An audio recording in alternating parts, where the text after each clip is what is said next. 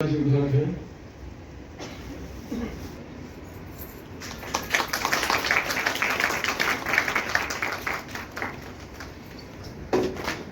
जी media से भाई मुकेश करदम, हमारे पुराने साथी और अजय राय जी बाहर जुड़े हैं, दोनों का स्वागत है।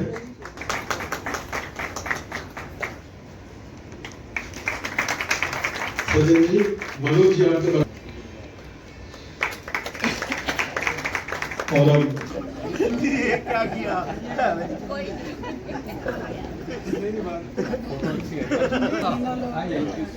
दोस्तों, बशीर बंसाल को शेर आता हूं कि ये फूल क्या मुझे विरासत में मिले हैं, तुमने मेरा कांटो भरा बिस्तर नहीं देखा।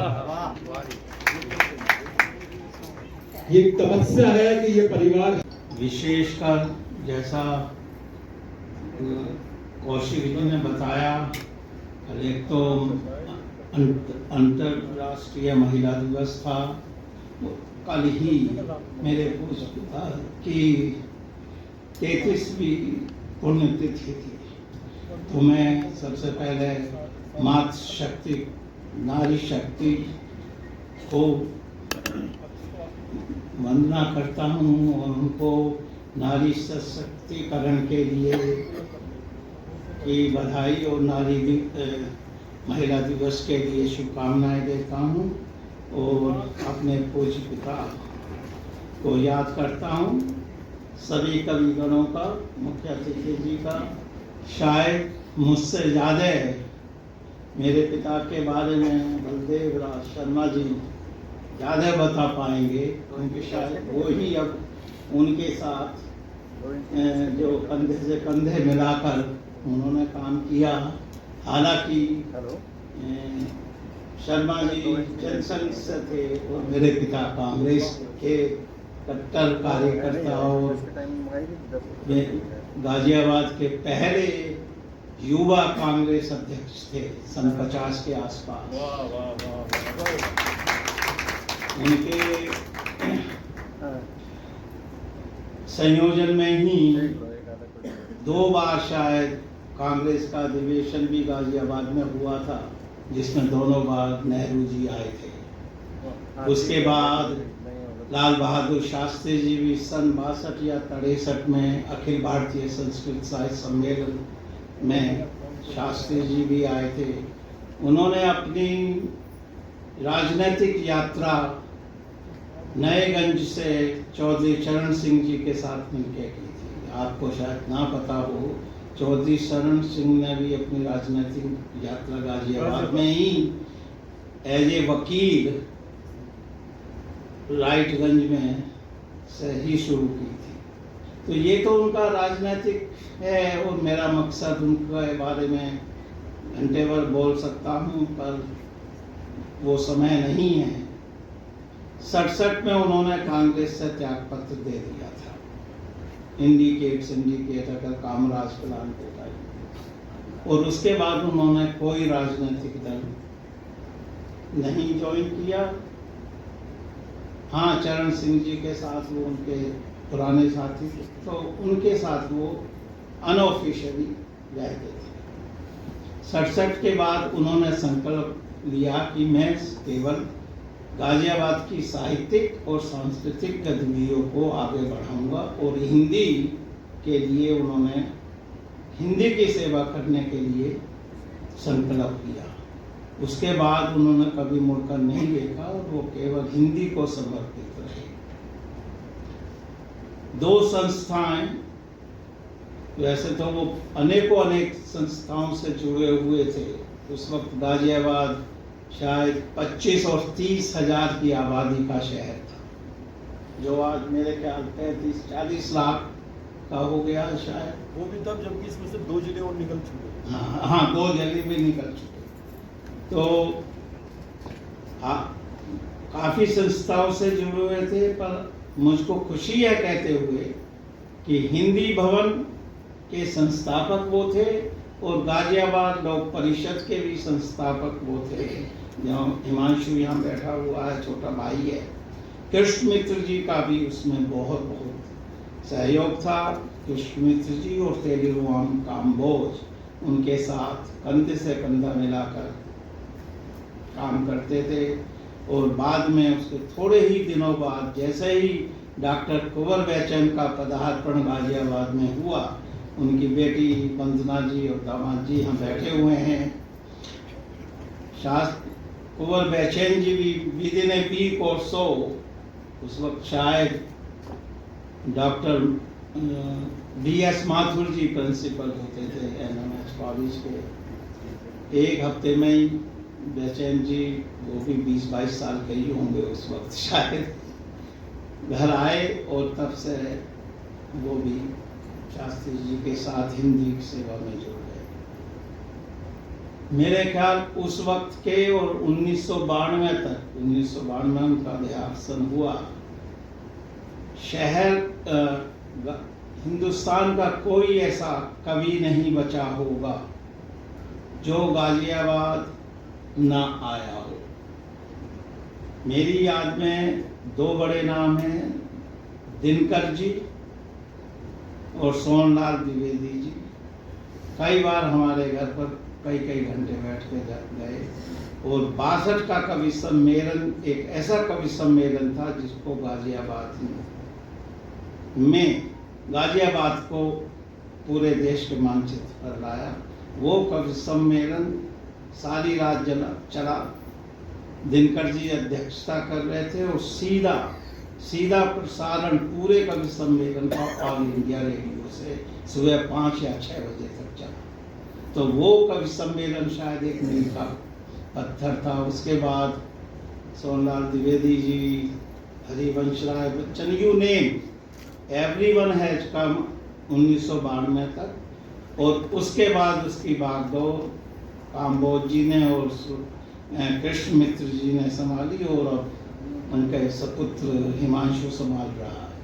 तो ये छोटी सी उनकी यात्रा है। ट्रस्ट के बारे में मैं कहूँगा कि बीच में हम लोगों का जो भी वो रहा, हम लोग कट गए थे गाजियाबाद से, और लगभग 15 साल से हमने ये ट्रस्ट बनाया है। और तभी से हम हर साल 3-4 कवियों का सम्मान करते हैं और कुछ बच्चों को सनातन धर्म और कन्या वैदिक स्कूल की छात्र छात्राओं को मेरिट बेस और नीड बेस दोनों हम लोग कोशिश करते हैं जो हमसे बन पाता है। इसी के साथ चूंकि हम सभी भाई इंजीनियर हैं, तो हमने पिछले कुछ दिनों से IIT रुड़की में भी स्कॉलरशिप शुरू किया है इंजीनियर को, और एक जहाँ से मैं ग्रेजुएट हुआ हूँ NIT जमशेदपुर टाटा नगर, वहाँ भी एक स्कॉलरशिप हमने पिताजी के नाम से शुरू किया। तो नॉट ओनली हिंदी और साहित्यिक गतिविधियों के साथ साथ देश की उन्नति में भी अगर हम छोटा सा ड्रॉप इन ओशन कर पाते हैं तो ये हमको खुशी है। और क्योंकि मेरा बड़ा भाई 65 साल से 60 साल से अमेरिका है, वो शायद गाजियाबाद के एक पहले विद्यार्थी थे जो पूरे फुल स्कॉलरशिप पर यूपेन यूनिवर्सिटी ऑफ पेंसिल्वेनिया, जो अमेरिका की एक बहुत बड़ी आईवी लीग, अगर आपने नाम सुना हो, जो उसमें उनको फुल स्कॉलरशिप पर वो पहले विद्यार्थी थे। Full scholarship even UP government ने उनको, हमारे पिता के पास पैसा बिल्कुल नहीं था, पर फिर भी तो उनके पास किराए के लिए पैसे नहीं थे, तो यूपी गवर्नमेंट ने उनका टिकट भी दिया। और मुझको भी पिछले 45 साल से हम लोग अमेरिका में हैं, मैं भी, छोटी बहन, सभी 7 भाई बहन हम लोग अमेरिका में हैं। पर हम लोगों का सभी का मन गाजियाबाद। जिनका अभिनंदन होना है उनमें एक नाम है भाई संकल्प जैन का। अभी हमने लगभग 2 महीने के अंदर अंदर 2 आयोजन इस तरह के किए कि उसमें पहला आयोजन तो इसी मंच पर था। उसमें अच्छा, ये अभिनंदन रूखा सूखा नहीं है, इसमें ये लिफाफा भी है, तो मैं समझता हूँ 11,000 की ये राशि है, तो राशि भी ठीक है, बस जोरदार तालियां हो जाएं इस युवा हस्ताक्षर के नाम। इस कार्यक्रम का अंग बनकर जो मैं महसूस कर रहा हूँ उसे शब्दों में व्यक्त नहीं किया जा सकता। मैं बहुत आभार प्रकट करता हूँ बड़े भैया राज कौशिक जी का, आदरणीय प्रवीण शुक्ल जी का, आदरणीय जितेंद्र जी का, कि उन्होंने इस सम्मान के योग्य मुझे समझा। और इस जिनकी जिह्वा पर आकर सागर कतरा हो जाता है, दूर नयन से कष्टों का सारा खतरा हो जाता है, जब मन के वृंदावन में कान्हा की बंसी बजती है, तब भूतल के कोने कोने में मथुरा हो जाता है, तब भूतल के कोने कोने में मथुरा हो जाता है। कुछ गाकर पढ़ना चाहता हूँ, इसका एक को बढ़ा देना। खामोशी से मौन नहीं काटा जाता, तू है मेरी बातें काटा करता है, मुझसे तेरा फोन नहीं काटा जाता, मुझसे तेरा फोन नहीं काटा जाता। एक मतलब 2 शेर और देखें। जिसमें सदियां जीनी हो वो एक पल भी हो सकता है, जिसमें सदियां जीनी हो वो एक पल भी हो सकता है, आज नहीं जो हो पाया वो सब कल भी हो सकता है, जो आंखों में चुभता हो जिसको आंखों से दूर किया, जो आंखों में चुभता हो जिसको आंखों से दूर किया, मुमकिन है कल वो आंखों का काजल भी हो सकता है, मुमकिन है कल वो आंखों का काजल भी हो सकता है। छोड़ रहा है यार मुझे बेशक छोड़े पर याद रहे, छोड़ रहा है यार मुझे बेशक छोड़े पर याद रहे, ये दीवाना इश्क में तेरे पागल भी हो सकता है, ये दीवाना इश्क में तेरे पागल भी हो सकता है। 4 पंक्तियां और पढ़ता हूँ, फिर गीत पढ़ूंगा। उस गीत का बंद भी पढ़ना जो आपने पहले पढ़ा था। जी जी बिल्कुल। किसी की चाहतों में दिल तरसते टूट जाते हैं, किसी की चाहतों में दिल तरसते टूट जाते हैं, मुझे मालूम है यारों फरिश्ते टूट जाते हैं, मुझे मालूम है यारो फरिश्ते टूट जाते हैं, कहीं 2 बात कहने से बिगड़ जाती हैं बातें, और कहीं 2 बात कहने से बिगड़ जाती हैं बातें, और कहीं खामोश रहने से भी रिश्ते टूट जाते हैं, कहीं खामोश रहने से भी रिश्ते टूट जाते हैं। मैं बहुत व्यस्त है, लेकिन जीवन से एक युद्ध हमारा निरंतर जारी है। कैसा युद्ध है, क्या हमारा जीवन है, बस मैं गीत पढ़ता हूँ, आपका मन मांगता हूँ।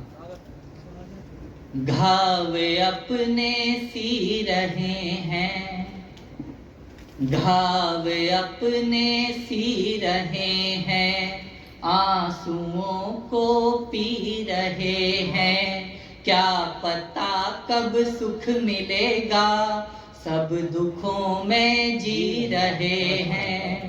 घाव अपने सी रहे हैं, आंसुओं को पी रहे हैं, क्या पता कब सुख मिलेगा, सब दुखों में जी रहे हैं। एक सुख की आस 100 कष्टों पे भारी है, एक सुख की आस 100 कष्टों पे भारी है,